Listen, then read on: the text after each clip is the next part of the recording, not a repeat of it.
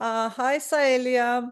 So it's a pleasure to have you as part of Trust Issues in Berlin. I wish you were able to join us in person, but I'm glad that we're able to do this, at least video call between Berlin and London. And so how are you doing today? How is everything? I'm good, thank you. And how are you? Yeah. I'm good. So Styla, to start with, I mean, we've been in conversation about this show at KORNFELD Gallery for about probably 6 to 8 months now. So, well, it's a kind of it's an interesting experience to curate an exhibition from three different artists coming from three different countries and bringing their own perspectives to it. Just to kind of to start and warm up to other questions, tell me a little bit what trust issues mean to you as an artist. What does this concept kind of what comes up with this concept for you? Well, trust issues to me makes me think more about or it inspires me to think about the idea of distrust or not trusting something, or like having to think like the consideration of what you are choosing to trust. And I think I don't know, in this era of like populist politics, I think that's very important, and fake news. Right. So I don't know, like double thinking or triple thinking about, because yeah, as you say, we have been talking about this for quite a while now. I think that's my last take for trust issues. Fake news and populist and AI. I'm not against AI, but yeah, but like fake generated AI news. Yeah. And I also remember you mentioning this idea that you are not kind of buying, so to say, or you're not subscribing to this idea of binary categorization, right? As you mentioned before, Yes. useful versus useless, natural versus artificial, productive versus obsolete. Can you expand on it a little bit? I'm interested in the in between spaces, Mm-hmm. because everything is very binary and everything is very moralized. That like there is always like a better and a worse in a Right. way, and Yes. also our construction of the like the our anthropocentric vision of the world is very pyramidal, where humans are at the top, and also the richer the human, the more at the top it is. Um, and we do this with like nature or other living beings. And I'm interested in the figure of the hybrid. I thought like this is one of the pillars of my work, um, as intersectional beings that escapes the confines of classification through language. And to me, that's very important, because they are actually disruptors and they expand meaning, because it's like they are opening windows of opportunity. Yeah. And also, it's interesting to think about this openness when you also you see your sculptures, right? When one sees your sculptures in this exhibition, right? That they're so open to interpretation, and it kind of they provide different identities, like different sides of identities for the viewers, right? So can you tell me a little bit about, so we have three sculptures and three drawings, right?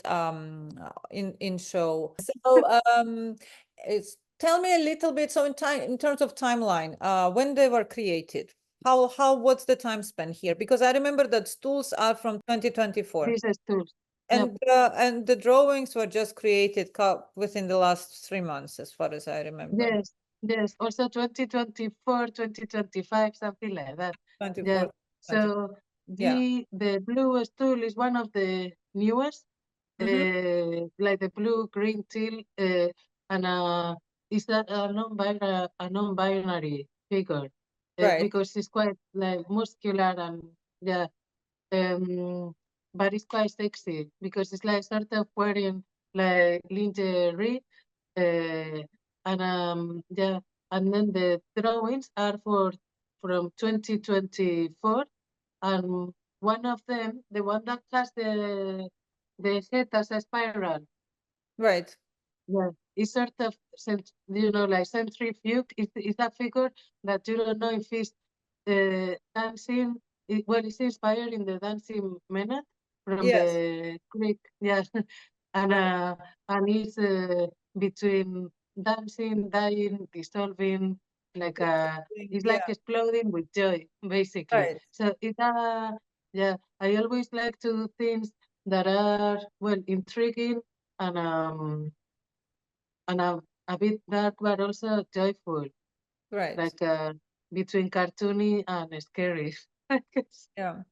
But Yeah. they're also, I mean, all of the figures, you know, in all six works, they are kind of, they're full of life, right? And they are kind of, they're open to experiences. And you know, I felt that this was actually central to the kind of concept of the show, is that you, through your works, you provide this freedom to experience new things, right? And you are interested in this as an artist, and then one can read that in your works. And I feel that this is the only way for us to remain kind of open and trusting, is through that, right? So, and I mean, kind of to build on this, we have this very interesting drawing as well, acceptance, right? Where we see this animal figure merging with a human figure, right? This idea of duality, and it also kind of reminds me of this Apollonian and Dionysian nature coming together.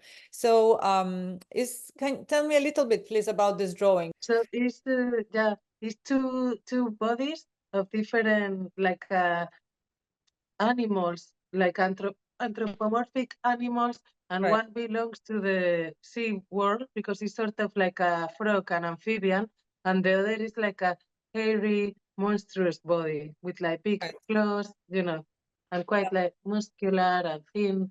And so also like talking about what we would see like normally perceived as like gender binary or like female and masculine, and right. it's inspired in a carving. I think it's from the 13th century, Mm-hmm. from a building in Galicia in Uh-huh. Spain. But this one was two deers sharing one head. Uh-huh. And then I don't know, I was really struck by this image. Uh, and then I wanted to make something that was like sort of cute because the face is like the face of my daughter. Actually, it's a baby face, and she has these two horns that are like a sort of like reference the demon, but also a deer that is like a like kind of like Bambi demon. Right. Yes, And because it has this kind of this manga quality in a way, you know, something that's kind of very infantilizing, right? This faces that we know from our childhoods, right? As this kind of as cliched faces, but then you recontextualize them, and I found that very interesting. thank Um, you. Yeah, I spent a long time making that drawing and made quite a few sketches to get it like, yeah, because I wanted to have like some sort of tension, like micro, like sort of like almost like an aggression, right. uh, but also resting in each other. And they are part of they are a triangle, they are the same thing at the end. So another figure that emerged from our kind of long-term conversation was the figure of Mark Fisher, right? The radical thinker to whom you feel connected to theoretically in terms of his book, Capitalist Realism, right? And kind of his investigation of where this, you know, over-consumerization of our society has been leading. So can you tell me a little bit how did you discover him? And why you feel connected to his ideas, and how it's connected maybe to some of the works in the show. Yeah. So I think I discovered him when I was studying at the RCA, Mhm. writing my dissertation.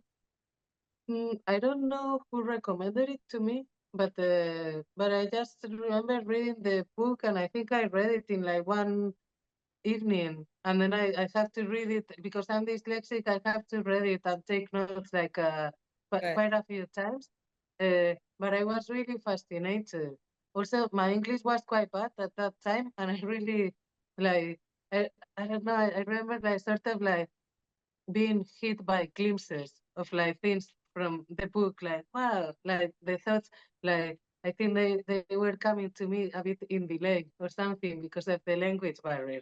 And I was really like, yeah, impressed by this book, actually. Yeah, Yeah, it's such an insightful work, right? It was written in 2009, right? yeah. And it's kind of you read it now and it's as though it was written today. And it's also the ideas there. I mean, I read it once and then I'm rereading it because it's that kind of a book that you want to underline and kind of internalize. And I also I just purchased the text from his lectures that he was reading at Goldsmith, and I'm really looking forward to reading more theoretical works by him. Um, Mm. so do you feel that he, like his figure or any of his other writing may be kind of connected to the works that we see on view at the gallery? Yeah, well, I like how he talks about like the weird and unexpected as something that people is craving and needs. Uh, well, to offer like an alternative, but also I like how he talks how like any what is the word he uses? How like everything, even like resistance, gets absorbed by capitalism, sort of like process, and it comes the other way, like it gets assimilated and turns into like something that, yeah, like only the it becomes only about the aesthetic of the things, like a very surface layer. Right, And I think it's quite funny because we are seeing this on Instagram a lot with like micro trends right, and stuff like that. right. Like that things become like all the cores, like Hmm. cottage core, tarara, like everything becomes devoid of meaning. It's only about aesthetics. Right. Yeah, Yeah. and I also found his sentence when he says that we use ironic distance to kind of to guard us against fanaticism. I found that phrasing very interesting because when you think about it, we all, I mean, not all of us, but we are kind of this ironic distance is something that has been part of our culture, right? It's like westernized culture of this last few years, because if you don't do this, if you don't take this distance, right, then it's difficult to process all of this, political uncertainty and all this right-wing activism across the different countries, right? So in a way, we're kind of forced into this ironic distance. I found this phrase very thoughtful and kind of illuminating for this time. Mm, So I mm. appreciate Yeah, you kind of mentioning his name. I did hear of his name, and I believe I read some of his essays before, but it was long time, maybe in college. And thank you for help me to rediscover this figure, because I think he's very kind of very insightful for our time. You know? yeah. It's kind of surprising that he wrote this so long ago. Yeah, Yes, so long ago, and it's also that although I know that he was pretty kind of productive as a professor, he was productive as a writer. He had a family, but he still had some issues that resulted in his yeah. yes, and Passing. yeah. Yeah.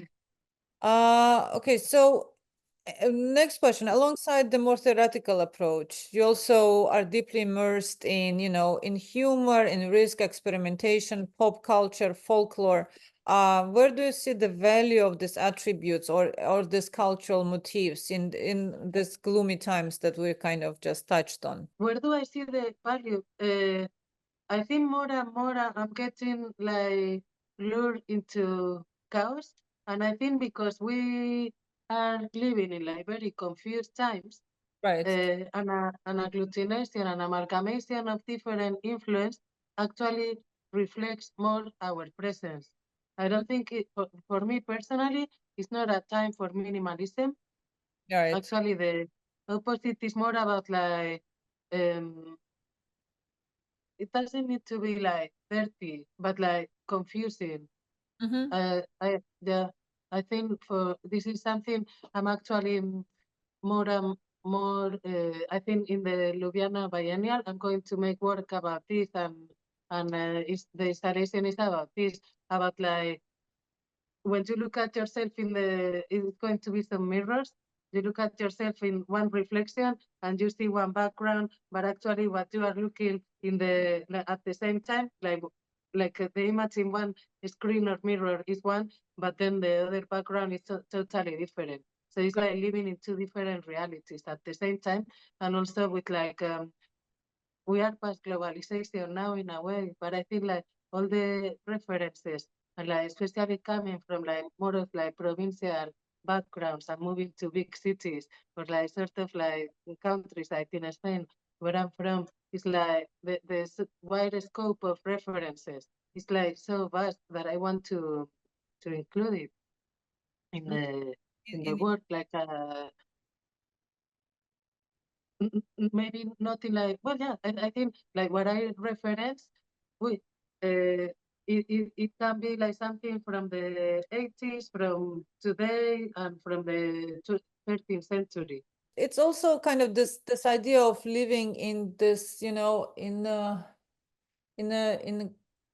double reality, right? This doubling, right? In term of even in a little bit in a sense of Kafka, right? The Frank Kafka and kind of reconfiguration of spaces, right? That this is something that also kind of you do as an artist, right? When you reconfigure the space through your sculptures, through your stools, right? So can you tell me a little bit, when you think about your process as an artist, how does it come about? Like you're working on some exhibition, right? So what do you sketch? How do you think through these ideas visually?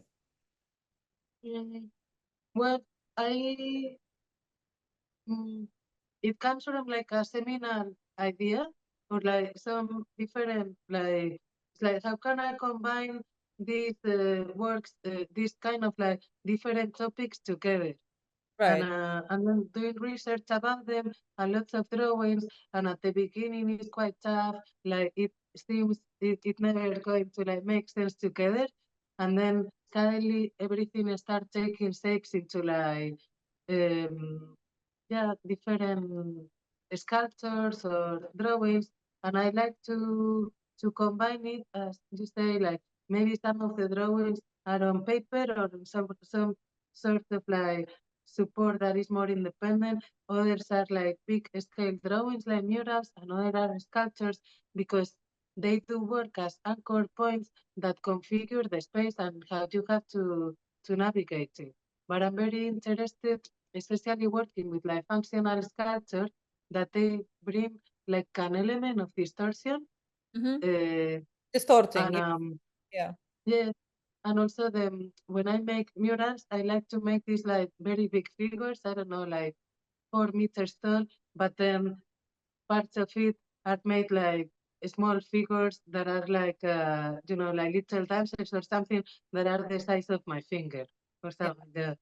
And So and talking about this, I wanted to ask you before we kind of move on, about the small sculpture, small element in the back of the lamp, right? Tell me a little bit, what is it? Where did it come from? And because it was such a precious detail, I discovered quite by chance. You know, if you don't look, you don't even see it. It's at the very back. It's like a surprise part of it. So please tell me about it. well, I was thinking, yeah, because that sculpture, well, it's not like very big. It is, yeah. Uh, and you see, it's like three different figures in one, in a way. It's the head, but then it has like this Two silhouette figures, yeah. that, Yeah. yeah, to me, it represents like a sort of like the passing of the summer. You know, it's Passing of the almost like summer. a, Yeah. yeah, it's like I said, like it talks about like, so it's this kind of stone head with Right. this shadow, like a projection, and then in the back is so I wanted to make like a little temple or something. Right. Yeah, So that's a temple because it's kind of, I was not sure if it's a figure or is it a temple or because it's kind well, of abstract. It's so small, it's tiny too. Yeah. it's like a biscuit person.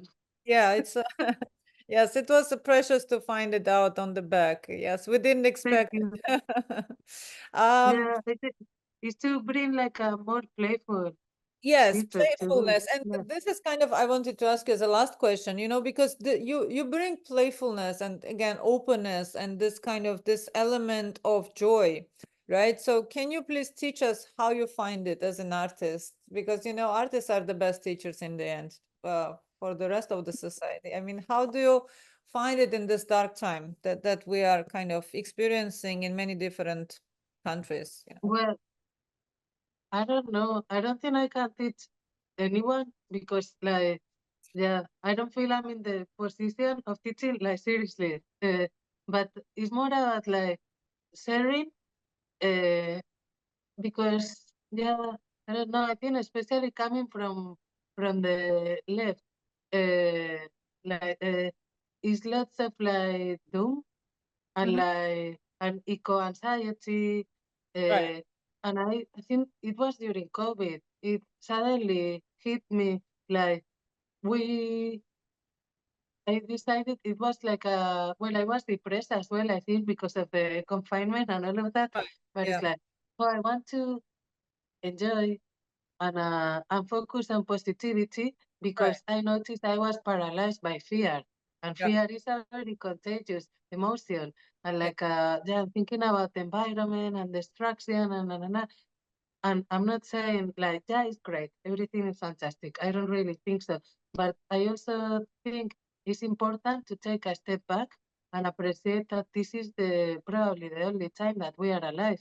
And there is also, is this like, well, I come from a Catholic background that the life Yeah. is a valley of tears, blah, blah, blah. It's all very sad. And it's like, no, I'm not buying into this. I don't want to like, because it's nothing original to believe that we are heading to the apocalypse. Right. Yeah, there is nothing And original in it, but now we're yeah, actively, very actively involved in it. Kind of. Yeah. but I think we have always been there. And Yeah. I think it's important, I don't know, because joy is different from happiness. I think it has to do more with like being grounded. And like, yeah, it's important to appreciate that we are having this conversation now, Right. like, We're having a yeah, conversation. We have a show that's opening for people to come and see and kind of take in different narratives and stories and perspectives from, from all of you, from you and Rusudan and Gonzalo. And we also have this kind of, we have this ability to communicate, right, through the images, through online that we never had before. And this is precious and this is grounding. And yeah, so in a yeah. way, I appreciate this. Saelia, just to also tell us what's coming up for you. I know it's a busy year, so what are the next kind of shows that are coming up for you? The biggest project working at the moment is a solo show at the Baltic in Newcastle. Newcastle. Uh, Mhm. yes, curated by Naomi Fairweather. And then I'm working with Chus Martinez as well for a solo show at the Ljubljana Biennial. One is in June and the other is in July. And then I want to go on holiday. I'm sure you will. Saelia, thank you so much. I appreciate it. Thank you for being part of Yeah. Trust Issues.